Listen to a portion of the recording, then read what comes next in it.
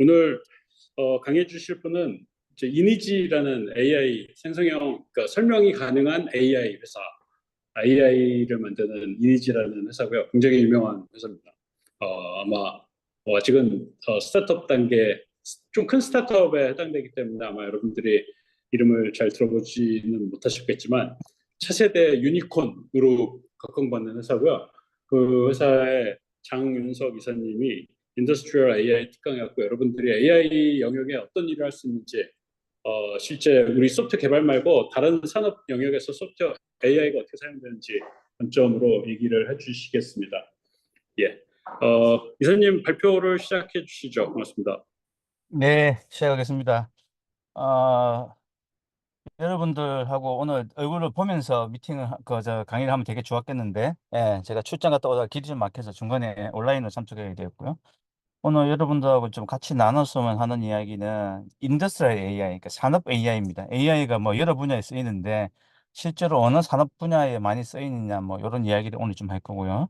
그 중에서도 여러분들 이제 학생이니까 AI 기술을 가지고 뭐 좀 공부한다면은, 물론 다들 전공이 있겠지만, 내가 어떤 쪽으로 조금 취업을 할 수 있을까? 뭐 그런 이야기를 좀 해볼 겁니다. 그래서 크게 오늘 할 이야기는 이제 두 파트 정도로 나누어져 있는데요.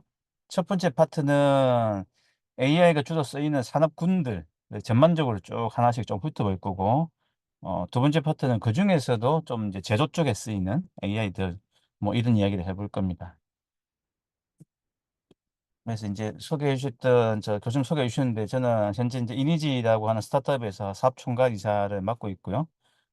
제가 오른쪽 그 채팅창에다가 잠시 메시지를 올려놨는데, 여러분들 이제 강의 듣는 중에 물론 그 강의실에 오프라인으로 나와 있는 분들도 있고 또 온라인으로 참여하시는 분들도 있을 텐데, 이렇게 질문 올려주시면 강의하는 중에 제가 중간에 답을 할 수 있으면은 강의 중에 답을 좀 해드릴 거고, 혹시 끝나고 할 것 같으면은 네, 끝나고 몰아서 한 번에 설명을 좀 드리겠습니다. 네, 그럼 이제 본격적으로 좀 시작하겠습니다.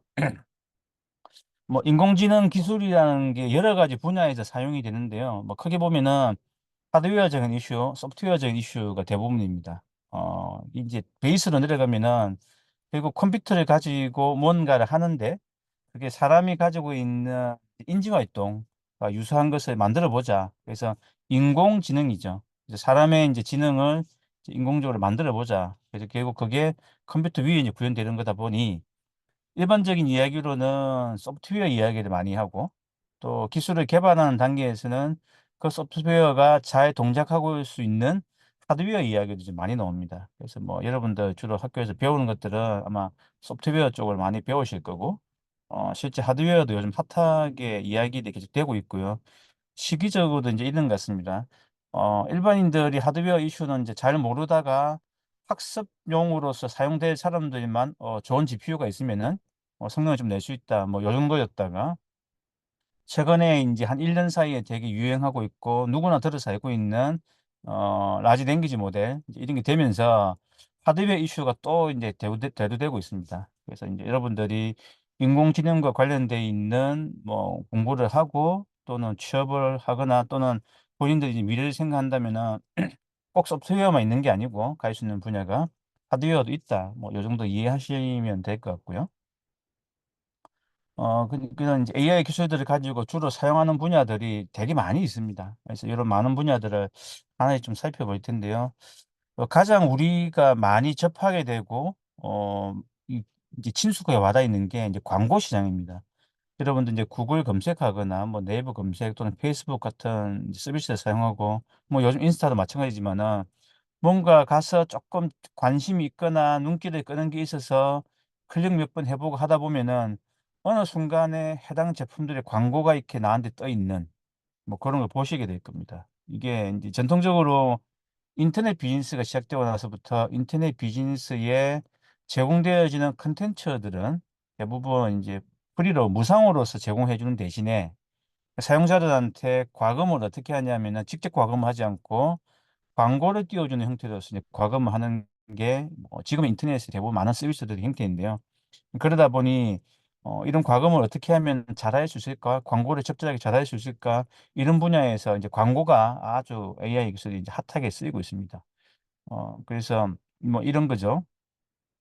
일반적인 광고 매체, 예를 들어서 뭐 신문이라든지 텔레비전 방송이라든지 또는 옥외에 있는 광고판 같은 경우에는 물리적으로 시간적으로 광고가 점유를 하고 있기 때문에 관심이 있는 사람이나 관심이 없는 사람이나 동일한 광고를 보게 되는 거죠. 그래서 이제 퍼블리시에서 전파하기는 좋은데 제품을 팔아야 될 주체들이 워낙 많아지다 보니 광고에 대한 그 물리적인 시간적인 공간에 대한 이제 경쟁이 심해지는 거죠. 그래서 어떤 식으로 이제 광고가 진화하냐면은 실제로 관심이 있는 사람이 인터넷에 접속했을 때 그 사람한테 관심이 있는 것만 보여주면은 광고 전달의 효율성도 높일 수 있고 더 히트율이 높아질 수 있는 게 아니냐. 여기서 히트율이라고 하면은 광고를 보여줬을 때에 몇 명이 보고 그중에서 몇 명이 샀느냐. 이런 걸 하는 거죠. 그러면 이제 광고 단가를 좀 더 많이 받을 수 있기 때문에 특히 뭐 구글, 네이버 같은 회사들이 이 광고를 가지고 그 엄청나게 돈을 많이 벌고 있습니다. 그래서 이제 광고 쪽에 이런 이제 AI 기능들이 되게 많이 쓰이고 있고요. 단순히 광고만 하는 게 아니고 소비자들의 행태를 추적한다든지 또는 특정 소비자들이 관심을 가져서 들어갔다가 조금 관심을 가지다가 구매로 이어지기도 하고 구매로 이어지지 않고 그냥 완전히 이탈하고 없어지기도 하는데 그럴 때의 행동들을 추적해 가지고 어떻게 하면은 더 붙잡아 놓고 우리 제품을 구매시켜 줄 거냐 뭐 요런 것들을 AI를 많이 쓰고 있습니다. 그다음에 흔한 게 인제 자동차 쪽인데요. 아마 테슬라가 뭐 현재로는 지구상에서는 자율주행이 제일 잘 되는 자동차이긴 한데 많은 자동차 회사들이 인공지능 기능들을 집어넣고 있습니다. 그래서 보통 우리가 자동차에서 인공지능 그러면은 영화를 워낙 많이 보다 보니 완전한 자율주행을 인제 이해하기 쉬운데 실제로는 이제 부분적인 기술들이 많이 들어가 있습니다. 그래서 국내에서 판매되고 있는 뭐 현대나 기아차, 뭐 국내 생산차들 같은 경우에는 일정 부분 이제 자율주행, 이제 지금은 우리나라는 고속도로에서만 특정 조건 하에서만 자율로 운전되는 뭐 그 정도가 이제 국내에는 들어가 있긴 한데 어 이제 테슬라는 좀 더 앞서 있죠, 기술들이. 그래서 이런 형태들의 자율운전대 기술들이 지금 많이 개발이 되고 있고요. 요 자율운전 기술들이 일거리에서는 자동차에 쓰이고 공장에 가면은 생산 로봇 또는 생산을 하는 데 필요한 자재들을 운반하는 데 쓰이고요. 요즘은 또 건설 현장에 가면은 사람이 24시간 시간 이렇게 포크레인을 운전해서 땅을 판다든지 고르지 못하기 때문에 로봇들 그러니까 여기서 로봇이라면은 사람처럼 생긴 로봇이 아니고 자율로서 움직일 수 있는 중장비들 이제 이런 로봇들이 많이 쓰이는 분야입니다. 그래서 이제 하드웨어나 소프트웨어 또는 이런 자율주행에 여러분들이 관심을 가져 보셔도 좀 좋을 것 같고요. 그럼 의외로 농업 쪽에도 많이 쓰입니다, 농업 쪽에. 예 그래서 농업은 주로 뭘 하냐면은 최초에 많이 쓰였던 것들은 어 언제 농약을 뿌리면은 적절하게 맞을까? 언제 출하 시기를 잡으면 맞을까? 뭐 이런 거 인제 처음에 많이 썼죠. 또 그걸 하기 위해서는 인제 쪼끔 사이드로 가면은 날씨 예측, 날씨 예측을 해서 이거를 지금 쪼끔 덜 익었는데 상품성이 좀 떨어지긴 하지만은 지금 수확하지 않으면은 예를 들어서 뭐 비가 많이 와서 상품성이 더 떨어질 거다. 고런 쪽의 인제 이슈들에 대해서 대응하는 게 있고요. 요 위에 있는 사진 같은 경우에는 이제 잡초죠. 빨간색이 잡초고 파란색으로 박스 쳐져 있는 게 정상적인 식물인데 이게 인제 사람이 하나씩 하나씩 수작업으로 뭐 피 뽑는다 그러죠. 잡초를 뽑아 주는 게 되게 손이 많이 가는 일이기 때문에 요걸 로봇이 위로 이렇게 지나가면서 뭐 뽑아 준다든지 또는 이제 오른쪽에 아이폰 같이 생긴 화면에 있는 그 내용들을 요런 서비스들이 있는데 뭐 옛날에는 할 일 없으면은 농사나 짓지 그랬는데 농사도 전문직입니다. 그래서 전문적인 지식이 있어야만이 이제 농사를 잘 지을 수 있는데 병충해 같은 경우에 몇 년에 한 번 드물게 인제 발생하는 병충해들이 있으면은 이게 어떤 증세인지를 몰라서 초기 대응을 놓치는 경우들이 있죠. 그래서 이제 여기 사진에 있는 것처럼 이파리가 쪼끔 안 좋을 때에 사진을 찍어서 이제 올리면은 앱이 그거 쭉 분석해 가지고 이 식물, 이 작물에 요런 상태가 생겼다 그러면은 뭐 어떤 병일 것 같다. 그러면 적절하게 어떤 약을 쳐 주고 어떤 대응을 해 주면 좋을 거다. 뭐 요런 것도 이제 해 주는 거죠. 예. 그리고 센서가 들어가는 경우에는 토양의 뭐 산성화 또는 그 수분, 마른 정도 이런 것도 이제 측정해 가지고 적절하게 대응할 수 있는 뭐 이런 것들이 많이 쓰이고 있습니다. 그리고 최근에는 좀 더 발전해서 드론에다가 열화상 카메라를 싣고 정확하게는 초분광 카메라라고 하는 이제 그런 카메라가 있는데, 일반적으로 카메라는 여러분들 눈에 보이는 RGB 컬러를 색깔을 가지고 이제 구분한다 그러면은 물질에서 나오는 파장을 측정하는 이제 카메라 종류가 있는데, 그게 초분광 카메라라고 하는 게 있습니다. 그 초분광 카메라 이렇게 찍어 보면은 눈으로 볼 때는 다 푸릇하게 생겨서 정상적인 것처럼 보이지만, 병충해가 있거나 살짝 상태가 안 좋아지는 이제 식물들이 생기면은 그게 그 발산하는 파장이 다르게 카메라에 잡히기 때문에, 그런 카메라를 가지고 드론에서 촬영해서 넓은 밭이나 이런 논에서도 국소적으로 생기고 있는 그 이상들을 조기에 탐지하는 뭐 그런 기술들이 농업 쪽에 많이 사용되고 있습니다. 그럼 이제 소매금융 쪽에도 되게 많이 사용되는데요. 이 소매금융은 뭐 어떤 부분에 주로 많이 쓰이냐면은, 대출을 해줄 때에 대출 심사를 한다든지, 이 사람은 대출을 해주면 돈을 잘 갚을 것 같다, 이 사람은 돈을 잘 갚지 않을 것 같다, 뭐 이런 대출 심사를 해준다든지, 그리고 그 보험에서 또는 이 사람은 보험을 들어주면은 사고가 날 확률이 높다 적다. 그래서 보험을 드는 사람 입장에서는 사고가 날지 모르기 때문에 이제 안전장치에서 보험을 드는데, 보험사 입장에서는 사고가 덜 날 것 같은 사람들만 보험을 받아주면은 보험료는 받고 보험금은 지급 안 해줘도 되죠. 그래서 이제 그런 것들도 좀 하고요. 그리고 그 이제 사기라고 하면은 어떤 사기였냐면은, 부정하게 보험금을 신청하는 행위들, 뭐 이런 것도 이제 찾아내는 데 주로 많이 쓰이고 있습니다. 그래서 그 최근에는 우리나라도 이 금융 쪽이 어떻게 변하고 있냐면은, 사람이 예전에는 어떤 규칙을 정해가지고 이런 판단들을 했습니다.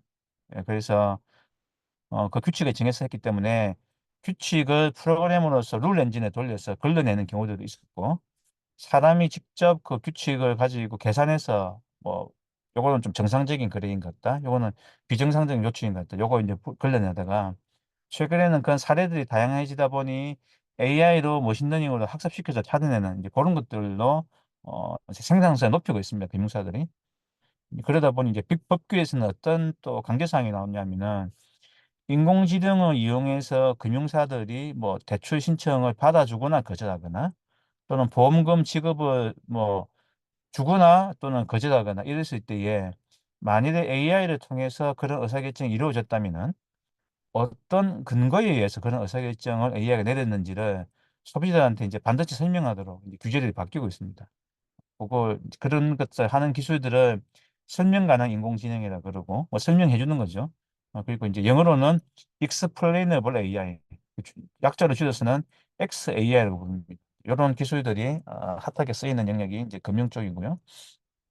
또 이제 하드웨어 쪽으로 오면은 데이터를 저장해야 되는 공간, 그리고 그 사람의 인공지능이라고 이야기했기 때문에 사람이 가지는 이 뇌 구조를 흉내내어서 그 하는 이제 뉴럴 칩들이, 이런 칩들이 많이 만들어지고 있고요. 지금 이제 오는 쪽 하단에 아마 이게 온라인이어서 동영상이 조금 늦게 갈지도 모르겠는데, 일반적으로 컴퓨터 CPU는 이렇게 점을 하나하나 찍으면서 그림 그리는 것처럼 그러니까 시리얼 작업합니다. 이전 작업이 끝나야 다음 작업이 이루어지는, 하나하나 이제 이런 작업을 이루어지는 방식이었다 그러면은, 인공지능은 그렇게 하면은 계산해야 될 양이 많은 알고리즘들 같은 경우에는 빠른 시간 내에 결론이 나오지 않기 때문에 한 번의 계산을 이뤄낼 수 있는 병렬 작업을 좀 필요합니다. 그래서 그게 이제 CPU와 GPU가 일하는 방식의 차이인데요. 이제 앞서서 여기 사람 얼굴 그리는 것을 점 하나하나 하나 찍으면서 순서대로, 이제 직렬 순서대로 하나하나씩 이제 진행했다 그러면은, AI의 이제 알고리즘들은 GPU라는 장치를 이용해 가지고 병렬로 연산을 하는 그런 기능들을 가집니다. 그래서 이제 그런 하드웨어들이 지금은 이제 계속 개발되고 있고 많이 만들어지고 있고요. 여기 아마 이런 식으로 아마 슬로우 모션이 조금 나올 텐데, 실제로는 여러 가지의 이제 작업도 연산해야 될 것 한 번에 쭉 뿌리는 거죠. 이게 아마 CS 전공하신 분들은 아마 수업 시간에 배웠는지 모르겠는데, CPU가 연산을 하면 이제 분기를 합니다. 앞에 계산하고 다음 넘어가고 그 다음 계산하고 그 다음 넘어가고 이렇게 하는데, 계산이라는 게 이전 계산의 결과에 영향을 받는 계산이 있고, 이전 계산 결과에 영향을 받지 않는 경우도 있습니다. 일반적으로 우리가 손을 푸는 수학 문제는 이전 계산에 영향을 많이 받는 케이스고요. 여러분들이 행렬곱 또 행렬 덧셈 하면은 행렬에 대응되는 것들끼리 따로따로 계산하기 때문에 1,1의 행렬의 계산값하고 2,2의 행렬의 계산값이 어전적이지 않습니다. 그래서 인공지능 알고리즘들이 대부분 행렬 연산을 하기 때문에 이제 그러한 행렬 계산의 특징을 이용해서 순서 상관없이 병렬로 계산을 쭉 해버리는 거죠. 예, 그래서 이제 계산하는 속도를 높이는데 뭐 그런 하드웨어들도 이제 많이 만들어지고 있고요. 전통적으로는 이런 하드웨어 분야는 이제 외국계 기업들, 큰 인텔, 뭐 애플도 자체 GPU를 만들고 모토로라 만들고 엔비디아 만들고 이제 이랬는데 국내에서도 인공지능의 연산을 빠르게 할 수 있는 이게 가속기 기능을 가진 칩들을 개발하고 있는 스타트업들도 제법 이제 많이 있습니다. 그다음에 이제 교육 분야에도 의외로 AI가 많이 쓰이고 있는데요. 교육 분야에 이제 AI가 쓰이고 있는 이제 이유는 좀 되게 어떻게 보면 단순합니다.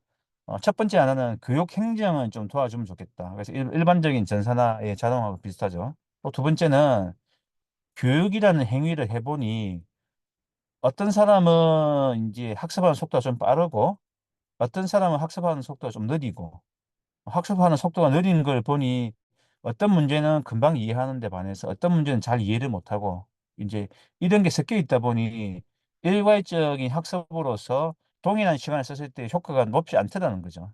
그래서 동일한 시간대에 학습을 어떻게 하면 효과를 높일 수 있을까?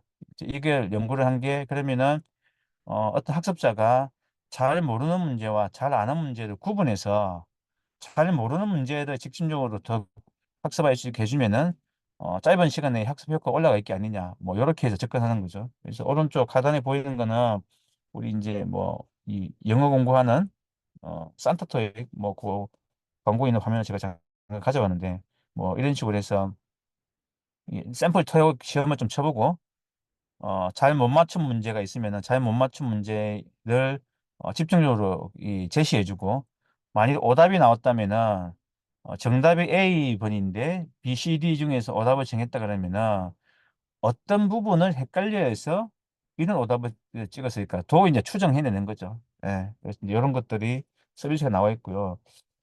이게 기업 시장에서도 되게 유용하게 쓰이고 있습니다. 뭐 기업은 학교 다닐 때 공부하고 졸업해서 뭐 취직을 하긴 하지만은 똑같은 기술만 쓰면서 회사 생활을 하는 게 아니기 때문에 기업 내에서 직원들에 대한 재교육 프로그램을 이제 기업들이 되게 많이 가지고 있는데 이 재교육을 얼마나 효과적으로 하면 될까에 대한 숙제들을 기업들이 대부분 많이 가지고 있습니다. 그래서 기업들 그런 비용들을 되게 많이 쓰고 있기 때문에 실제로 산업적으로는 직원들 재교육 프로그램에도 AI를 이용해서 뭐 교육도 많이 좀 하고 있고요. 그다음에 이제 헬스케어 쪽에도 의외로 이제 많이 쓰이고 있죠. 여러분들 혹시 뭐 스마트워치에 이렇게 차고 다니시는 분 있으면은 여러분들 그 움직이는 정보들도 측정하고 분석도 해주고 뭐 이런 것도 좀 있죠. 그리고 어 우리나라는 아직 요게 법적으로는 그 안 풀려져 있긴 한데 이제 해외 사례들 같은 경우에는 이제 원격 진료도 이렇게 폰 해주고 복약 지도도 좀 해주고 뭐 이런 것들을 이제 해줍니다. 그래서 사람의 건강 상태도 지속적으로 관리를 해야 되는데 앞서 이야기했던 교육처럼 동일한 조건으로서 음식을 먹고 생활하는 같지만은 사람들마다 반응하는 정도가 좀 다르기 때문에 개인 개인에 맞춰서 어떻게 하면 처리해 줄 것이냐. 그래서 이제 개인의 데이터를 기준으로 해서 어떤 가이드를 해주면 될 거냐. 뭐 이런 것들을 하는 영역들이 되게 많고요. 의외로 돈을 사람들이 많이 쓰는 영역이 헬스케어 분야입니다. 그래서 헬스케어 분야는 아주 좀 각광받는 분야 중에 하나고요. 또 이게 사람의 수명하고도 연관이 있기 때문에 이게 수명이 길어지기 때문에 건강하게 오래 살고 싶어 합니다. 예전 수명이 짧을 때는 뭐 조금 아프다가 이제 저 세상 가시는 상태들이 많다 보니까는 오랜 기간 동안 건강을 유지해야 된다는 좀 생각이 좀 적었는데 요즘 수명이 길어지다 보니 나이를 먹고도 어떻게 더 오래 건강해서 할 거냐. 그래서 이제 이런 분야 쪽이 좀 이제 유망한 분야이고요. 그리고 이제 법무 쪽으로도 AI가 되게 많이 쓰이고 있습니다. 뭐 최근에 뭐 그 뭐 여러 가지 이 정치적인 이슈들 때문에 뭐 특검도 해야 된다 뭐 이런 이야기 많이 들을 텐데 일반적으로 우리가 형사소송이라면은 뭐 죄를 지었어. 또 민사소송 서로 간에 의견이 안 맞았어. 뭐 이런 거를 이제 처리할 때는 기존의 법이 어떻게 되어져 있는데 그 법에 맞느냐 틀리느냐, 위반했느냐 위반하지 않았느냐, 혹시 위반했다면 어떤 근거에 의한 거냐, 혹시 또 위반처럼 보이는데 아니라는 주장을 하고 싶으면은 어떤 판례를 찾으면 되느냐, 이제 이런 것들을 과거엔 다 사람이었습니다. 그래서 사람이어서 머리 좋으신 변호사님들은 그거 좀 기억을 하고 있다가 어떤 문제가 생기면 아 이거는 어떤 법전에 있다 이거 찾아가지고 이제 대응을 하기도 하고, 여러분들 이제 이름은 좀 들어봤을 텐데 로펌, 변호사들이 모이는 로펌에서는 시니어 변호사가 있고 주니어 변호사가 있으면은 이제 주로 이제 어소들이 들어오면은 주로 하는 일이 뭐냐면은 이런 판례를 찾아주고 법률 어디에 저촉되는지 정확하게 찾아주고 뭐 이런 것도 주로 합니다. 그래서 이제 그걸 사람이 하면 시간도 많이 걸리고 노동 에너지가 많이 이제 들어가기 때문에 그런 부분들은 이제 AI가 해주는 거죠. 그죠? 단순히 검색보다도 조금 더 깊이 들어가 있죠. 검색은 특정 키워드를 넣어주면은 그 특정 키워드가 포함되어 있는 문서를 찾아주는 방면에 이런 AI하고 하는 것들은 그 정보들의 관계를 쭉 따라가면서 일종의 이제 우리 그래프를 그리듯이 그런 관계를 따라가면서 적절한 정보를 찾아주는. 그리고 또 한 가지는 어, 여러분들은 아직 뭐 이렇게 법률 관련돼 있는 서류를 써볼 기회가 없겠지만은 예를 들어서 내가 교통위반 안 했는데 교통위반했다 딱지 날아왔다. 그럼 이의대 신청하고 싶은데 이 신청 서류를 평생 써본 적이 없을 테기 때문에 어떻게 써야 되는지 모르는 거죠. 그럴 때에 이의 신청을 뭐 AI가 자동으로 적어준다든지 뭐 이런 부분들에 있어가지고도 많이 쓰입니다. 그리고 맨 위에 있는 실사 같은 경우에는 이제 그 기업을 인수하거나 또는 기업의 건전성, 뭐 제대로 돈 벌고 있는지, 세금 잘 내는지, 뭐 장부를 조작하지 않는지 이런 이제 건전성 검사를 할 때는 실사를 하게 되는데 이 실사를 할 때는 아주 많은 정보들을 이렇게 대조해 가면서 어딘가에서 틀린 게 있거나 고의로 숨기거나 고의로 뭔가 내용을 변조한 것도 찾아내야 되기 때문에 굉장히 품이 많이 가는 일입니다. 시간도 많이 걸리고 AI가 이제 그런 부분도 되게 잘하기 때문에 법률적으로도 되게 AI가 이제 많이 쓰이고 있고요. 어, 전문직과 비전문직 단순하게 좀 구분해서 중에서 AI 초창기에는 전문직은 계속 사람이 할 거라고 봤는데 요즘 AI 기술이 발전하는 걸 보면은 비전문직은 여전히 그냥 사람이 하는 게 훨씬 유리하고 오히려 이런 전문직을 AI가 훨씬 빨리 대체하는 뭐 그런 이제 형태로 좀 보입니다. 그 다음에 또 AI가 많이 쓰이는 분야가 이제 방송 미디어 쪽입니다. 어, 여러분들 뉴스를 가만히 보면은 9시 뉴스가 어떻게 짜여져 있냐면은 앵커가 멘트를 해주고, 그리고 기자가 나와서 설명을 합니다. 그러면 기자는 이제 자료 화면도 좀 띄워주고, 본인이 취재한 인터뷰 화면도 띄워주고, 본인 설명도 하는 거죠. 그래서 이게 세트가 어떻게 이루어진다면은, 앵커가 한 30초 이야기하고, 기자가 2분에서 2분 30초 정도 이야기합니다. 그러면은 전체 한 세트가 2분 30초에서 3분짜리가 한 세트가 되는 거예요. 그러면은 30분 뉴스를 한다 그러면 10개의 세트를 집어넣어 가지고 뉴스가 구성이 되는 겁니다. 그러면은 그 한 기자가 방송을 하기 위해서는 자료 화면들이 필요한데 그러면은 기자가 설명하는 사이에 배경의 자료 화면들이 쭉 넘어가는데 이 자료 화면들이 2초짜리, 3초짜리, 길면 5초짜리 이런 관련되어 있는 정보들 여러 가지를 쭉 모아가지고 순서를 배열하고 자막을 달고 이런 일들을 하는 거죠. 이게 이제 손이 되게 많이 갑니다. 그래서 예전에는 이제 이게 찾는 일이 되게 힘들다 보니까는 정보들을 띄엄띄엄 썼는데 요즘은 이걸 과거 데이터들에다가 메타데이터를 다 정보를 붙여놨습니다. 그래서 이걸 우리나라 같은 경우에는 SBS가 제일 먼저 했는데 과거의 뉴스, 과거의 동영상, 이게 정보들이 이제 있으면은 이 정보 파일을 디지털로 그냥 저장해 놓는 게 아니고 필요한 속성별로 잘라서 여기 속성이라 그러면은 뭐 산불 난 속성, 홍수가 난 속성, 요걸 그 시간대별로 메타데이터를 붙여서 디지털화 해 놓는 거죠. 그러면은 뭐 지금 이제 봄이니까 산불이 났다. 산불 치면은 산불과 관련되어 있는 메타데이터가 걸려져 있는 동영상에 그 시간대 정보가 쭈르륵 올라오는 거죠. 그러면 그것만 떼다가 편집을 해서 그 하나의 뉴스 세트를 만들어내는 거죠. 이제 이런 것들입니다.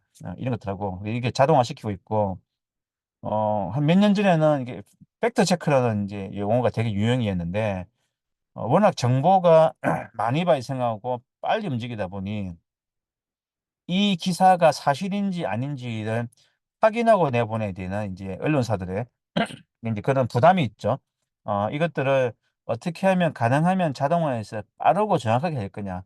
이런 정보의 크로스 체크들에서도 미디어가 많이 쓰고 있습니다. 그래서 이런 분야들도 아마 기술적으로나 사업적으로 되게 어, 많이 확산되고 있는 분야고요.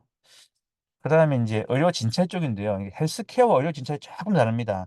헬스케어는 건강한 상태이거나 또는 병원 갈 정도는 아니긴 한데 나의 건강 상태를 유지하기 위한 좀 자발적 액션이 강하다 그러면은 메디카의 이제 그 진단 쪽은 실제로 아픈 상태여서 병원에 오는 사람들 대상 뭐 요 관점이 좀 있고요. 그래서 여러분들 병원 가면은 초반에 하는 프로세스가 어떻게 되냐면은 문진표를 씁니다.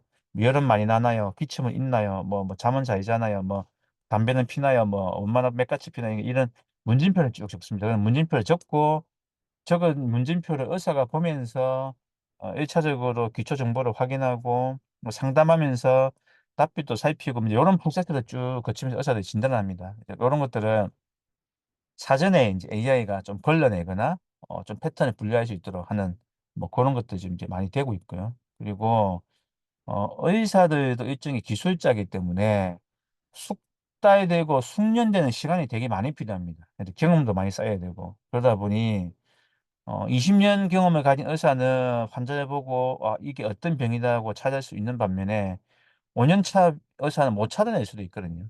예, 그럴 때에 못 찾아내는 걸 정상으로서 받아들일 것이냐, 아니면은 어떤 방법을 써서 그걸 보조할 것이냐. 이렇게 보면은 아주 드물게 발생하는 이슈들에 대해서도 AI가 좀 찾아줄 수 있으면은 의사를 보조해 줄 수 있다. 뭐 이런 부분들에 대해서도 어 이제 많이 쓰이고 있고요. 실제로 미국 IBM에서 이제 왓슨 가지고 미국 병원에서 뭐 그 테스트했던 사례에서도 드물게 발생하는 이렇게 정세대 같은 경우에는 AI가 의외로 잘 찾아낸다. 왜냐면 의사들도 뭐 아주 드문 케이스들까지 경험이 없을 수도 있기 때문에.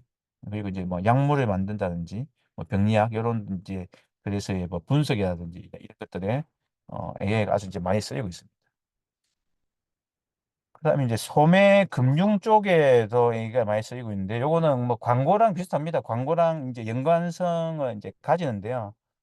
광고는 주로 이제 온라인 상에서 이루어지는 것 같다 그러면은 여기서는 실제로 오프라인 상에서 물건을 사고 사람들 왔을 때 대응해 주는. 그래서 상단에 있는 그 동영상은 일본 소프트뱅크에서 만든 페퍼인데요. 뭐 이런 것도 페퍼들이 와서 실제로 이제 사람을 응대해 준다든지, 그리고 요 아래쪽에 이제 아마존 고 같은 경우에는 무인 매장입니다. 그래서 무인 매장인데 제품을 가져가면은 이제 계산을 해줘야 되기 때문에 여러 대의 카메라가 설치되어져 있으면서 이렇게 제품을 딱 꺼내면은 카메라를 가지고 들어갈 때 자기 아이디만 찍고 들어가면은 사람을 쭉 추적하다가 어떤 제품을 꺼냈구나. 또는 꺼냈다가 아닌가 보다 하고 다시 집어넣으면 빼주고 뭐 이런 기능도 해줍니다. 그래서 국내에도 무인 매장이 제법 많이 만들어져 있고요.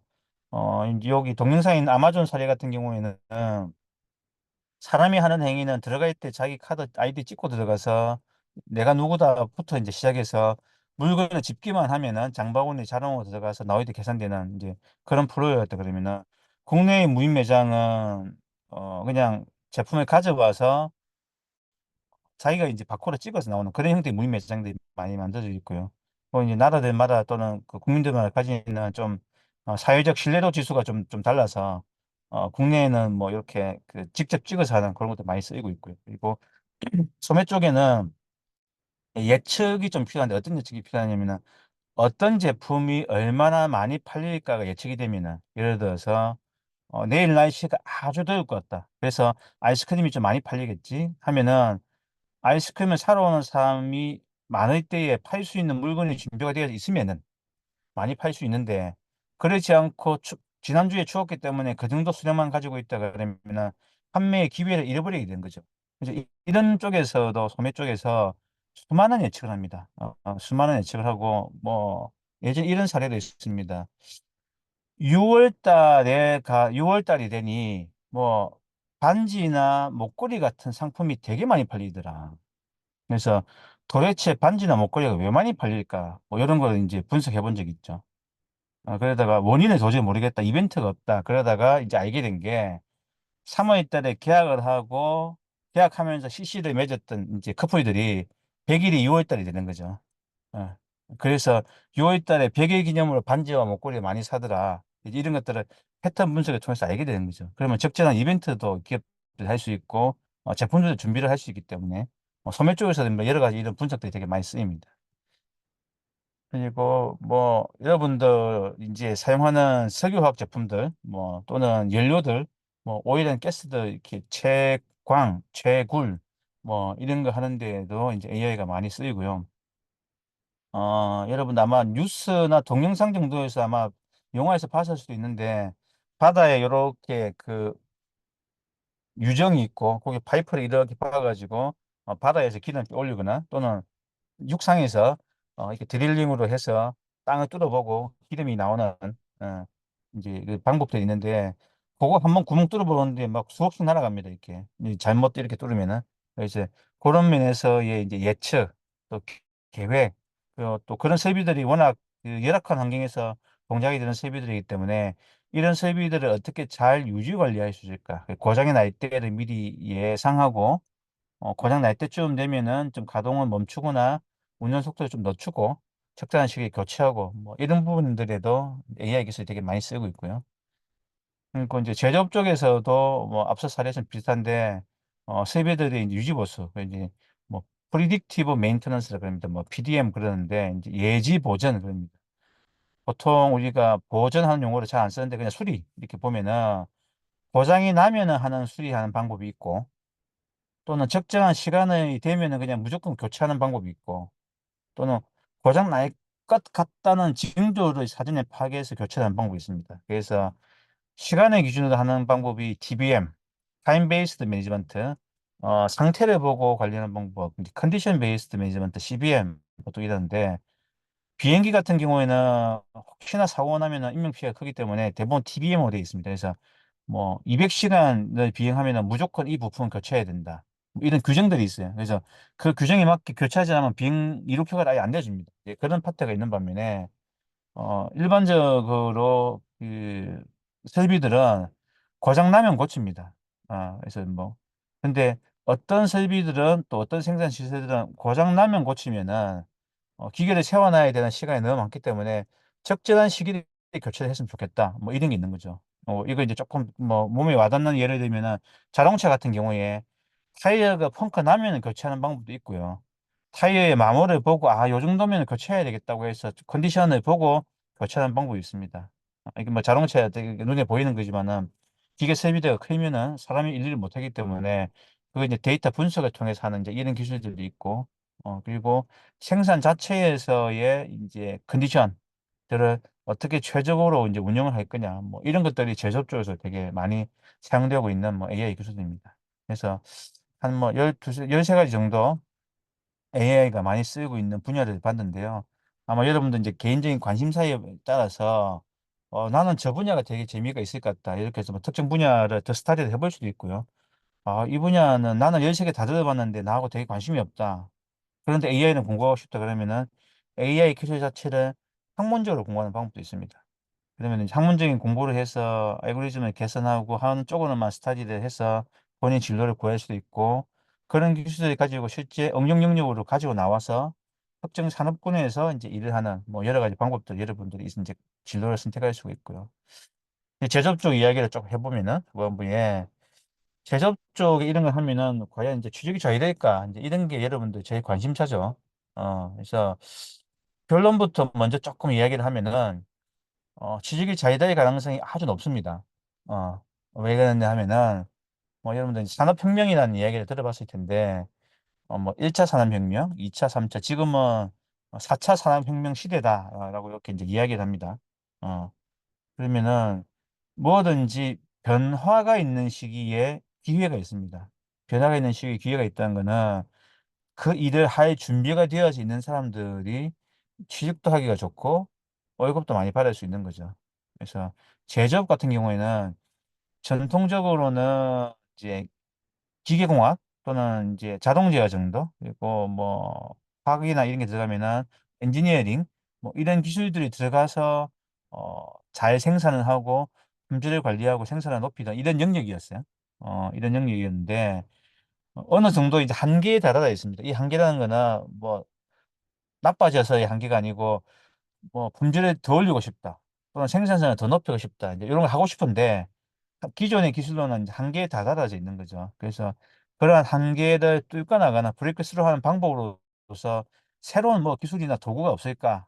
근데 이런 데 부응할 수 있는 기술 중에서 AI 기술이 아주 유명하게 쓰이고 있고요. 그러면은 AI가 주로 잘하는 것들은 사람이 할 수 있는데 사람은 24시간 못 하기 때문에 24시간 한다든지 사람이 눈으로서 제품의 품질을 검사하면은 촉촉하게 이렇게 보고 있으면 눈 아프잖아요. 그럼 사람이 오랫동안 집중할 수 없는데 AI는 카메라를 가지고 오랫동안 한다든지 또는 여러 가지 데이터를 한 번에 다 이렇게 조합을 해서 상태를 봐야 되는데 사람은 뭐 10개 넘어가니까 변수들이 머릿속에 기억이 안 돼가지고 이렇게 뭔가 나란히 비교하면서 판단을 못 하더라. 근데 AI는 뭐 한 200개의 변수로 동시에 비교하면서 미세한 변화를 잘 찾아낸다. 뭐 이런 부분들에서 요즘 성과가 되게 잘 나오고 있습니다. 그래서 AI를 가지고 이런 문제를 해결하는 부분이 핫하고요. 이제 제조업 쪽은 이제 관리 지표를 주로 이제 PQCD로 주로 합니다. 뭐 다른 분류 방법도 좀 있긴 한데 일반적으로는 요 표현법을 많이 쓰는데 그래서 생산성은 프로덕티비티도 높이고 퀄리티 품질도 높이고 코스트 생산 원가는 가능하면 좀 떨어뜨렸으면 좋겠고 딜리버리 납기는 줄였으면 좋겠다. 뭐 이런 거 하고 싶어 하는 거죠. 그래서 전통적인 엔지니어링 기법으로서는 이게 트레이드 오프라고 생각했습니다. 무슨 말이냐면은 품질을 높이려고 하면은 생산 속도가 떨어져서 생산성 떨어지는 거 아니냐. 품질을 높이려면은 뭐 열을 더 줘야 되기 때문에 에너지 더 많이 쓰는 게 아니냐. 뭐 이렇게 해서 어느 한쪽이 좋아지면은 다른 쪽은 좀 나빠지는 이렇게 트레이드 오프여서 그 트레이드 오프의 중간쯤 어디에서 이제 지금까지 수십 년 또 100여 년 이상 그러니까 이제 산업화 이후에 제조업을 이제 운영해 왔던 거죠. 이걸 이 부분도 마찬가지로 AI 기술을 써서 전통적으로는 하나가 좋아지면 하나가 나빠지는 트레이드오프 관계였는데 둘, 셋의 지표를 동시에 좋아지게 만드는 이런 이제 그 진보들을 이제 AI 기술을 통해서 이제 해내고 있습니다. 그러면은 설비도 이제 효율성을 좀 높일 수가 있고, 사람의 효율성도 좀 높일 수 있고요. 그러니까 한 명이 많은 일을 할 수 있는 거죠. 그래서 한 명이 많은 일을 할 수 있다 그러면은 전체적인 생산성도 올라가고, 다른 일을 사람들이 더 할 수 있다는 거죠. 그리고 뭐 관리 계획이라든지, 그래서 뭐 양적 측면, 실적 측면들에 대해서 이제 AI 기술을 가지고 개선할 수 있는 여지가 되게 많은 시장이고요. 그러니까 이 시장이 어, 우리나라 정부, 그러니까 한국만 보면은 우리나라 정부에서는 비용을 많이 이렇게 보조금을 줘가지고 데이터들을 모아놓는 사업들까지는 지원을 많이 해줬어요. 국내에는 뭐 대기업도 있고 중소기업도 이렇게 있는데 중소기업들은 한 3만 개 정도를 정부가 비용 지원을 해줘가지고 데이터를 수집해 놓는 사업까지는 지원해 줬는데 이제 남아있는 시장은 이제 어떤 거로 넘어가야 될 단계이냐면은 그러한 데이터들을 분석하고 AI 모델로 학습해서 개선할 수 있는 이제 기술들이 보급되어져야 될 타이밍이에요. 요게 시장이 살짝 지금 비어 있고, 이제 제가 속해 있는 회사처럼 이제 스타트업들이 막 시작을 하면서 성과를 좀 내고 있기 때문에 수요가 확 늘어나야 될 영역 중에 하나입니다. 제조업들이. 그래서 뭐 앞서 말씀드렸던 것처럼 산업혁명은 이제 1차 산업혁명은 이제 그 동력은 에너지에 대한 이슈였죠. 그래서 전통적으로 뭐 사람이 하거나 우마차 해서 뭐 소가 끌거나 또 물레방아 정도 뭐 이 정도를 가지고 하던 이제 에너지원들을 정해서 이제 자동화 시키는 거죠. 그러다가 뭐 2차, 3차 오면서 이제 대량 생산하는 체계를 갖춘다든지 그리고 데이터를 가지고 또는 이제 IT 기술을 이용해 가지고 연동한다든지 뭐 이렇게 해서 점점점 발전하다가 지금 이야기하는 뭐 인더스트리 4.0 또는 4차 산업혁명은 데이터를 가지고 의사결정하는 방법을 개선하고 일하는 절차들을 더 이제 진보시키고 그리고 사람이 하는 의사결정을 더 잘하게 하기 위해서 인공지능이라는 도구 또는 데이터 분석의 결과라는 도구들을 이용해서 개선하고 있는 뭐 그런 단계라서 이제 이미 진행이 잘 되고 있습니다. 그래서 뭐 이제 여러분들 이제 아직 20대니까 여러분들 미래를 보면 어떠냐면은 한국 인구는 이제 고령화가 되기 때문에 나이 드신 분들이 점점 줄어들어요. 그러니까 나이 든 사람은 많아지는데 은퇴해야 될 상황들이 되기 때문에 회사 내에서의 시니어들이 점점 줄어듭니다. 줄어들게 되면은 지금은 이제 기업들이 인력 구조가 어떻게 되어 있냐면은 보통 전통적으로는 기업들 인력 구조가 저연차, 중간, 고연차 이렇게 해서 뭐 1년에서 5년 사이, 뭐 5년에서 한 15년 사이, 뭐 15년 이상 이렇게 있으면은 피라미드 형태로 되어 있어요. 그러니까 저연차가 되게 많은 구조였는데 지금 국내 기업 구조들은 어떤 식으로 되어져 있냐면은 중간이 없어요. 그 역 피라미드 같은 구조. 그러니까 절구통과는 중간이 없는 구조이거나 고연차가 많은 이제 그 역삼각형 같은 구조로 만들어져 있어서 이분들이 뭐 한 5년, 10년 사이에 은퇴를 하고 나면은 어, 잘 알고 있는 또는 오래 숙련되어 있는 사람들이 부족한 딱 그 시기가 됩니다.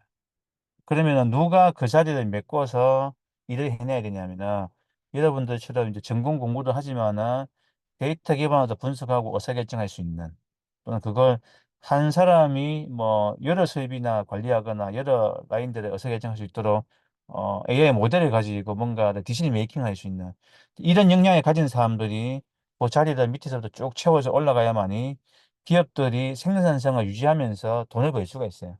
그래서 그런 측면에서의 여러분들이 제조업 쪽에 또 AI라는 도구 또는 데이터 분석이라는 도구를 가지고 진출한다면은 할 수 있는 저 분야가 되게 그 비어 있고 되게 가까운 것 같습니다. 그래서 우리가 그러니까 졸업을 하고 이제 취직을 하면은 과거에는 대기업 입사했다가 뭐 못 버티고 나오면 중소기업 왔다가 중소기업 왔다가 못 버티면 더 작은 회사로 갔거나 막 그렇게 쭉 내려오는 이제 형태가 많았는데 최근에는 거꾸로 많이 갑니다. 그래서 졸업하고 스타트업에 와서 실무에 바로 투입돼 가지고 기술 배우고 공부하고 하면서 이제 익혀가지고 그걸 가지고 대기업으로 스카웃되거나 대우를 받고 거꾸로 올라가는 케이스들이 되게 많아요. 그래서 예전에는 대기업에 들어가서 배워서 많이 나왔다 그러면 요즘에 특히 이 IT 분야에서는 중소기업이나 스타트업에서 실무를 하면서 자기 역량을 쌓아가지고 대기업에 좋은 조건으로 거꾸로 올라가는 그런 사례들도 많기 때문에 여러분들이 이제 공부를 이제 계속 하시고 취직을 준비한다 그러면 이론도 중요하지만은 아르바이트도 좀 하시고 인턴도 좀 하시고 하면서 실무 경험들 같이 쌓아놓는 게 되게 중요합니다. 그리고 뭐 경진대회라든지 이런 거 있으면은 실제 리얼 데이터를 만져보면서 연습들도 좀 하고 그래서 어, 취업 준비를 미리 좀 하시고 어쨌든 그 기업들의 인력 구조가 이런 구조에서 이제 뭐 짧은 뭐 3년, 5년, 길면 10년 요 사이에 윗선 세대들이 쭉 빠져나가면은 여러분들이 역량을 발휘해야 될 그 시기가 딱 비어 있기 때문에 그러면 기업들은 어 고연차들이 많이 모여 있으면은 좀 모르는 사람들도 뽑아서 교육시켜 가면서 일을 시켰는데 지금은 신입사원보직인데 경력자 우대 뭐 이런 식으로 뽑아요. 그래서 실무 역량을 가지고 있는 그래서 뭐 바로 프로젝트나 또는 업무에 투입할 수 있는 이런 사람들 이제 많이 선호하기 때문에 인력 구조도 여러분들 좀 볼 필요가 있습니다.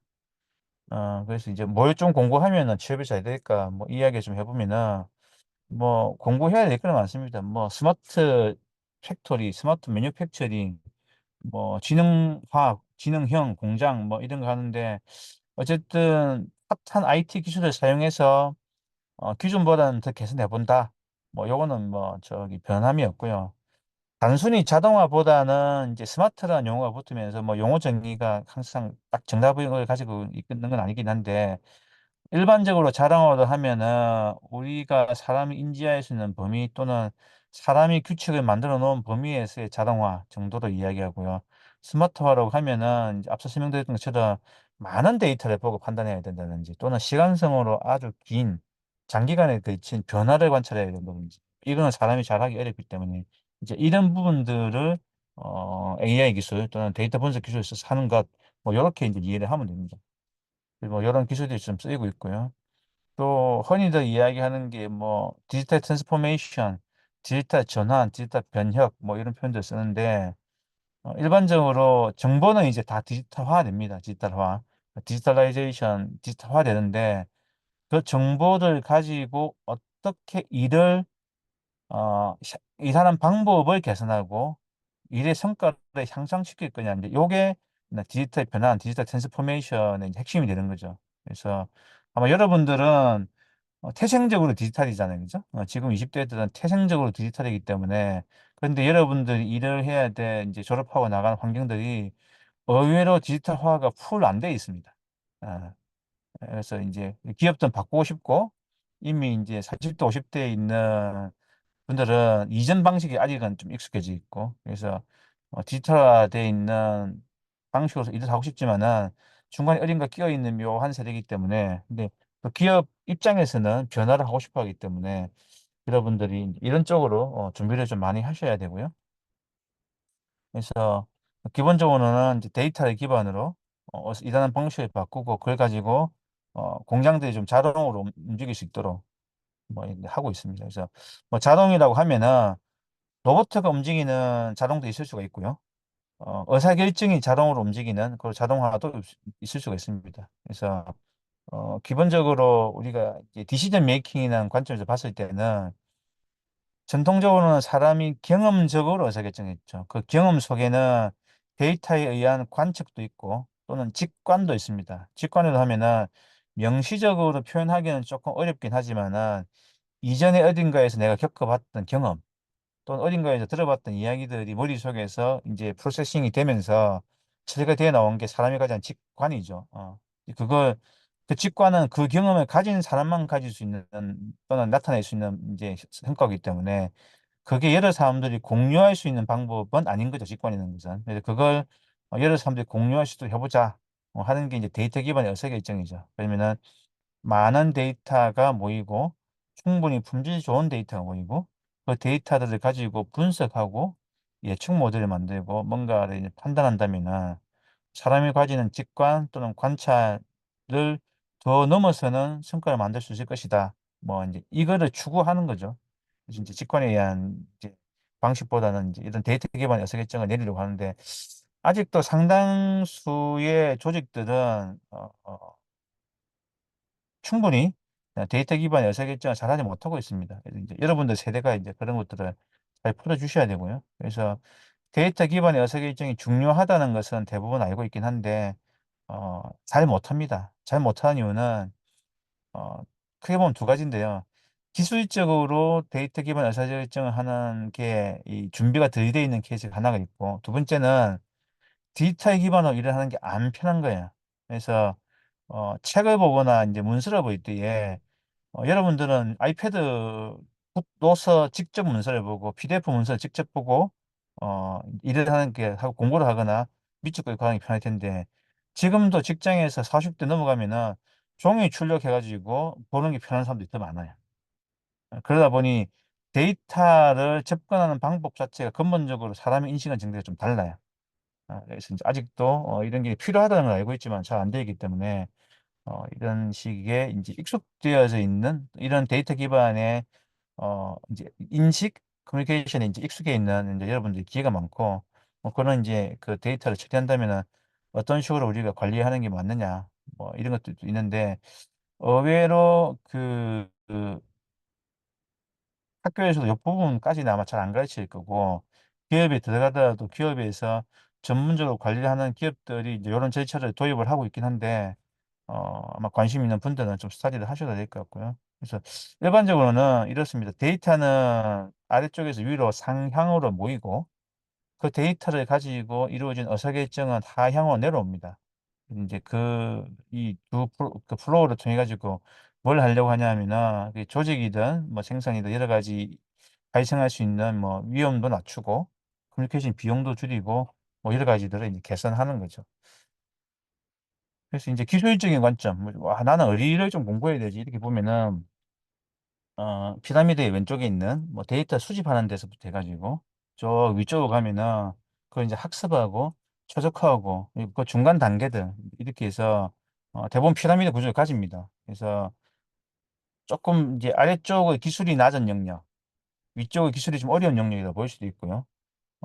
또 이제 피라미드의 그 밑변을 보면은, 밑변이 넓은 쪽은 상대적으로 좀 많이 분포되어 있는 또 확산되어 있는 영역 위로 올라가면은 기술은 좀 고급 기술이기 때문에 상대적으로 분포가 덜 되어져 있는 영역입니다. 그래서 여러분들이 이제 취업을 생각한다 그러면은 나는 어느 레벨 영역에 가면은 재미가 있을 것 같다에 따라서 그게 적절하게 지금 수준으로서 일을 할 수도 있고 취업이 쉬울 수도 있고 어떤 부분은 공부를 좀 더 해야 되기도 하고 취업이 어려울 수도 있고 또는 그 중간 어리쯤 있으면서 취직을 하고 현업 문제를 겪으면서 공부를 더 해가지고 여러분들 더 성장할 수도 있고 뭐 그런 사회적 구조가 있기 때문에 뭐 이대로 나는 취직을 해보겠다 뭐 하면은 자기가 직전한 관심 있는 영역을 선택하셔야 되고 그게 아니고 아 나는 어느 영역에서 좀 일을 해보고 싶은데 그럼 나는 지금 뭐가 부족할까? 어떤 걸 좀 더 공부하면은 취업 시장에서 내가 이렇게 채용이 잘 될까? 뭐 이런 것들을 뭐 교수님이나 또는 선배들이나 또는 직장에 계신 멘토들을 혹시 구해서 요청하고 조언을 듣고 해서 준비하시는 것도 되게 좋은 방법입니다. 그래서 이제 AI를 가지고 뭐 하는 게 뭐 여러 가지인데 뭐 제도 쪽 오면은 크게 한 세 가지 정도를 가집니다. 기술적으로. 그래서 이제 고정미지요. 이제 아주 제어를 정밀하게 하는 거. 사람보다도 더 정밀하게 하는 거. 그리고 이제 의사결정을 되게 그 최적으로 하는 것. 여기서 의사결정을 하면은 A를 선택할 수도 있고 B를 선택할 수도 있는데 그냥 어림짐작으로 선택하는 게 아니고 경우의 수라든지 세세한 이득을 다 따져서 어떨 때는 A가 1에서 이익입니다.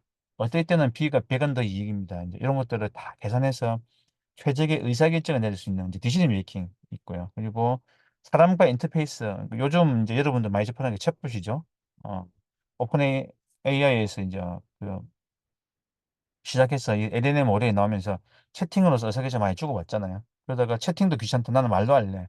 말로 하고 과거에는 말로 하는 것도 키워드 위주로 명령을 내렸다 그러면은 지금은 그냥 줄줄줄줄 이렇게 좀 서술식으로 이야기해도 AI가 음성을 인식하고 텍스트를 가지고 이제 챗봇처럼 동작해서 분석하고 결과를 텍스트에서 만들어내고 그 텍스트를 다시 말로서 불러주고 이러면서 사람과의 인터페이스가 되게 개선이 되고 있죠. 그래서 이제 이런 기술들이 여러 가지 영역의 기술들이 복합적으로 이루어지고 있기 때문에 어, 언어 영역에서 어떤 게 반드시 잘 된다 이건 아니긴 하지만은 본인의 관심사, 본인이 성과를 잘 낼 수 있는 분야들을 이제 찾아가는 게 좀 필요합니다.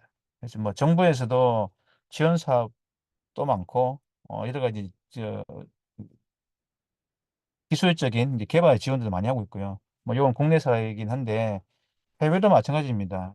북미 쪽, 유럽 쪽, 특히 이제 유럽 쪽이 이런 그 지원이라든지 표준에 대한 이슈가 되게 강한데, 이제 되게 공부하고 스터디하고 만들어야 돼, 나가야 될 영역이 되게 넓은 영역에 있어, 제조업의 전망이 좀 있습니다.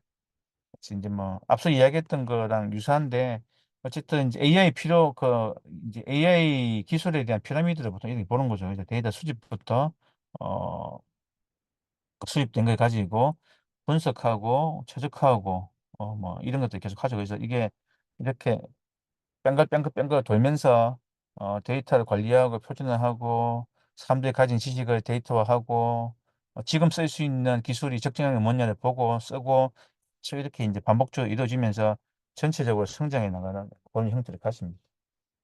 그래서 뭐 제조업적 기술을 보면은 데이터 전처리 여러분들 아마 수업 시간에 데이터 전처리하는 것도 좀 배우셨을 텐데 데이터 전처리를 어떻게 하면 좀 자동으로 할 거냐 그리고 뭐 데이터를 간에 공정 인과관계 어떻게 추정해낼 거냐 그리고 이제 주로 시계 쪽 분석 또는 시계 쪽 예측이 많고요. 그중에서도 여러 개의 입력 변수를 쓰는 이제 그 바빌론 시계 예측 기술들이 이제 많이 쓰이고 있고 그 시계를 예측한다는 말은 과거의 데이터를 기반으로 해서 학습된 모델을 가지고 어떤 AI 모델이 나오면은 그 모델에다가 현재 관측되는 정보를 집어넣어서 미래 상태가 어떻게 될 거냐 이걸 하는 게 예측입니다. 뭐 그런 기술들이 아주 핫하게 많이 쓰일 거여서 공부의 분야들이 되게 많고요. 그리고 이제 그런 기술들이 주로 이제 제공되는 게 뭐 여러분들 보고 있는 시멘트 쪽에서도 이제 많이 쓰이고 그러니까 우리 일상 쪽에서 많이 쓰이는 겁니다. 뭐 시멘트 업종에서 많이 쓰이고 또는 여러분 자동차에 쓰이는 이제 철판 또는 가전제품 쓰이는 철판처럼 이런 철판들 만드는 데도 이제 AI 기술이 많이 쓰여가지고 주로 어떻게 하냐면은 많은 열을 발생시켜서 쇠를 녹이고 처리를 하는 이제 그런 공정들이기 때문에 에너지 비용을 되게 많이 씁니다. 그리고 이제 품질도 되게 관리가 어려운데 이제 이런 것들을 이제 AI로서 최적 제어를 해줌으로 인해 가지고 어, 제품의 품질이 어떻게 될지 예측하고 예측된 품질이 이제 90이면은 액션 아무것도 안 쳐도 되는데 지금 공정 상태나 재료, 그러니까 원료 상태에 따라서 제품이 예측된 제품의 상태가 노굿이다. 그러면은 지금 뭔가를 수정 작업을 해줘야 상태가 고수가 바뀔 거기 때문에 그러면 제안은 어떻게 해줄 거냐 뭐 이런 식으로 AI 모델이 동작합니다. 그로 인해서 이제 개선 성과들이 많이 나온 사례들이 좀 있고요. 그리고 여러분들 이제 뭐 주위에 보이는 그뭐 플라스틱, 책상, 의자 등등등 우리가 많은 그 공산품들을 사용하게 되면은 수명이 있습니다. 어느 순간에 이제 수명이 다 되면은 그 수명이 다 된 제품들을 가져가지고 폐기하고 버리는 경우가 있고 적당하게 잘 닦고 칠해서 리유즈, 재사용하는 경우가 있고 원재료 상태로 분해해가지고 리사이클하는 경우가 있습니다. 그래서 철도 이제 리사이클 과정에 들어가면은 그걸 다시 녹여서 이제 다시 이제 그 센 물을 만들고 그센 물을 가지고 이제 형상을 만들고 시켜서 다시 수명이 이제 재소환되는데 뭐 그런 공정들에서도 AI를 가지고 개선한 사례들이 좀 있고요. 뭐 여러분도 많이 먹는 음료수의 그 유리병들도 이런 경우는 이제 자동 제어를 한다고 하면은 열을 가해서 여러분 유리는 대충 아시죠? 모래, 규소, 실리콘 이런 원료들을 넣어서 녹이면 유리가 됩니다. 이게. 예. 그러면은 그런 유리가 녹은 물을 가지고 형상을 만들어가면서 뭐 유리창처럼 판도 만들고 병도 만들고 잔도 만들고 이제 이렇게 하는 거죠. 근데 이제 이런 거를 녹일 때에 에너지를 워낙 많이 써서 이 녹여서 형성을 하기 때문에 그런 에너지 비용을 어떻게 줄이면서 또 에너지 사용을 줄인다는 거는 이제 탄소 중립적인 측면에서 CO2 발생을 줄인다는 거기 때문에 이런 게 이제 하나가 다 연관되어져 있습니다. 예. 이런 관점에서 이제 에너지 절감이라든지 그리고 이제 석유화학 공정에서의 이제 그 원유죠. 크루드 오일을 가지고 여러분들 대충 알고 있는 지식은 끓는집이 낮은 휘발유가 먼저 나오고 경유가 나오고 정유가 나오고 이 정도는 뭐 화학물리 시간에 좀 배워온 기억이 있을 텐데 이제 이런 식으로 이제 그 큰 공정들을 만들어서 분리해냅니다. 그럴 때에 어, 클리어 컷이라 그래가지고 딱 몇 도에 분리가 되는데 이게 끊어지지 않기 때문에 REB로 제품들이 좀 섞여 있는 상태에서 오퍼레이션 되기 때문에 그러면 온도 관리를 이렇게 미세하게 잘해가지고 제품을 탁 분리해내는 기술입니다. 이제 이런 것들을 AI를 가지고 최적으로 하는 뭐 이런 기술들이 많이 쓰이고 있고요. 요 사례는 울산에 있는 이제 SK 사례인데 AI 기술을 도입해가지고 공정이 되게 잘 개선된 사례입니다. 그래서 서두에 말씀드린 것처럼 기존에 가지고 있던 엔지니어링 지식을 가지고도 어느 정도 충분히 잘 되어져 있는데 더 개선하고 싶은 거죠. 더. 이 더를 할 수 있는 방법을 이제 AI라는 기술, AI라는 도구를 통해 가지고 이제 개선한 뭐 그런 사례가 되겠습니다. 그래서 이제 여러분들이 뭐 취업을 한다 그러면은 여러 분야에 갈 수 있습니다. 뭐 직업도 여러 가지가 있는데 만일에 이제 컴퓨터를 배우고 또 요즘 컴퓨터를 배운다 그러면은 뭐 AI를 빼고는 컴퓨터를 배운다고 하기가 좀 애매해질 만큼 누구나 이제 AI를 스터디하기 때문에 그런 이제 AI 기술을 배운다면은 어떤 산업군을 내가 목표로 하고 가면은 취업이 잘 될 거냐? 이제 이 관점에서 제가 이제 전반부에는 이제 여러 가지 산업군들 뭐 이렇게 조금 소개를 좀 드렸고 후반부는 그 중에서 제조업 쪽이 지금 핫하다. 제조업은 기존에도 열심히 하고 있지만 새로운 AI라는 기술을 써서 더 개선해야 될 분야가 많이 비어 있는 거여서 기회도 많고 취업하기도 좋고 단 내가 준비가 되어져 있어야 된다. 예, 그런 말씀 좀 드렸습니다. 그래서 뭐 여러분들 앞으로 이제 학업도 열심히 하시고 진로 고민도 많이 할 테니 공부를 하시고 하면서 뭐 이런 분야가 있다는 것을 좀 이제 듣게 됐고 뭐 알게 되었으니 뭐 기회를 한번 찾아보는 것도 좋을 것 같습니다. 네. 그 채팅창에 질문 하나 주셨는데요. 질문이 이겁니다. 인공지능 직군으로 취업을 하려면 대학원에 가야 한다는 미신이 있는데요. 정말 그런가요? 이니지에서 뽑는 직군은 어떻고 AI 연구 경력이 없어 취업이 가능한가요? 네. 좋은 질문 주셨는데요. 대학원을 가야 한다는 미신이 있습니다. 있고요. 이건 어떤 이유 때문에 그러냐면은 AI라는 기술 자체가 핫하다 보니 그 기술 자체를 연구를 해야 될 필요가 있습니다. 그리고 그 기술이 익숙해지는데 시간이 되게 많이 걸리잖아요. 그래서 대학원에 가면은 뭐 교수님이 가르쳐 주는 거는 아니에요. 엄밀하게. 방향 잡아주시고 본인들이 이제 공부해야 되는데, 그러면 그만큼 시간을 많이 써서 이제 뭔가 학습을 해야 된다는 건데, 앞서 제가 피라미드를 이렇게 가면서 기술의 그레이드를 쭉 설명해 드렸던 것처럼 완전히 핫한 기술만 써야 되는 건 아니에요. 개조업 쪽에서 AI 기술. 꼭 개조업만 아니고 여러분들이 AI를 가지고 취업을 하게 되는 많은 분야들이 소타라 그러죠. 최신 기술만 가지고 꼭 문제를 풀지 않습니다. 그래서 딥러닝 안 쓰고 머신러닝으로도 충분히 잘 풀어주고요. 비선형 모델 예측 안 해도 선형 모델로 구간으로 찢어가지고 예측해도 충분히 잘 맞고요. 여러 가지들 많이 있기 때문에 반드시 대학원을 가야 되는 거 아니에요. 한데 중요한 거는 뭐가 있냐면은 좀 도전적으로 나는 밤새서 여러 가지 실험을 해보겠다는 의지는 좀 있어줘야 되고, 그리고 아이디어가 좋아야 돼요. 아이디어가 좋아야 된다 말은 남이 해본 방식 그대로 해가지고 적용해보고, 잘 안 되네 하고 포기하는 스타일들은 이런 일이 안 맞아요. AI 쪽이. 근데 나는 여러 가지 아이디어가 있기 때문에 1번 가설을 세워보고 데이터 분석해보고 모델을 만들어보고, 잘 될 수도 있지만 안 되면은 또 2번 가설도 만들어보고 이렇게, 액티브하게 잘 움직이는 스타일이 좀 맞고요. 이니지에서 뽑을 때는 뭐 대학원생 꼭 대학원 안 나와도 됩니다. 저희 학부 인턴도 많이 받고, 학부 졸업하고 오는 직원들도 많고요. 오면은 이제 학교에서 배운 것들 이제 실무에서 이제 써보게 되고, 실무를 하게 되면서 공부를 더 해서 더 성장하게 되는 케이스죠. 그래서 일반 기업들은 어, 농담이 아니고 정말로 신입 신입사원 모집 과대를 열고 경력자 우대 이렇게 뽑아요. 그 말은 기업들이 사람을 뽑아가지고 교육을 시켜가면서 일을 시켜주기에는 AI를 잘 아는 사람들이 대부분 없어요, 기업들이. 그래서 오히려 AI 전공은 스타트업이 훨씬 많습니다. 그래서 여러분들 이제 사람마다 취향이 다르기 때문에 어떤 걸 선택하느냐에 달려 있고요. 이니지 같은 경우에는 과학 전공도 뽑고요. 기계 전공도 뽑고요. 재료 전공도 뽑습니다. 왜냐하면은 이제 도메인에 들어가면 도메인에 있는, 그러니까 산업에 들어가면 특정 영역에 있는 분들하고 대화를 하면서 그 일을 해야 되는데, 컴퓨터 CS만 전공한 사람들은 컴퓨터밖에 모르기 때문에, 예를 들어 화학 공장에 가면은 무슨 말인지 못 알아듣고, 철강 공장에 가면은 무슨 말인지 잘 이해를 못하기 때문에, 기본 베이스는 자기 전공이 있는데 컴퓨터를 교육을 자기가 열심히 이제 공부해서 더 역량을 올리거나, 아니면은 이제 이런 친구들도 있습니다. 뭐 4학년 때 또는 졸업하고 요즘 뭐 6개월 이렇게 정도의 교육 과정들이 있죠. 전문 교육 과정들. 그런 전문 교육 과정을 통해 가지고 제 전공은 재료공학인데 뭐 데이터 분석 어느 정도 스터디하고 와서 이 정도 역량이 있습니다. 이런 친구들도 지원을 되게 많이 해요. 면접 보고 뽑습니다.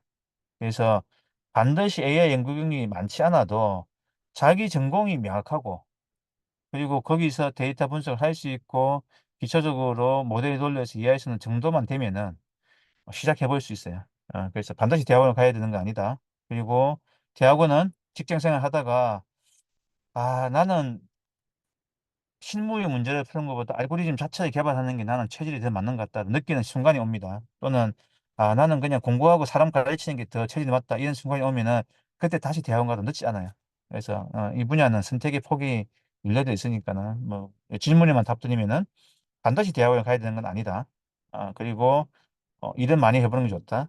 그리고 취업 원서를 쓸 때에 좀 가점을 잘 받으려면은 팁을 드리면은 온갖 경진대회에 나가서 조언으로 꼽사리를 끼더라도 꼭 상을 한번 받아보는 게 좋다.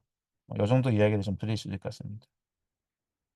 네, 또 뭐, 네, 질문하실 분이 없으시면은, 네, 제가 준비하고 여러분들하고 나누려고 했던 이야기인데, 여기 정도에서 마무리하도록 하겠습니다. 네. 예, 고맙습니다. 어려운 상황에서 강의를 잘 해주셔서 감사드리고요.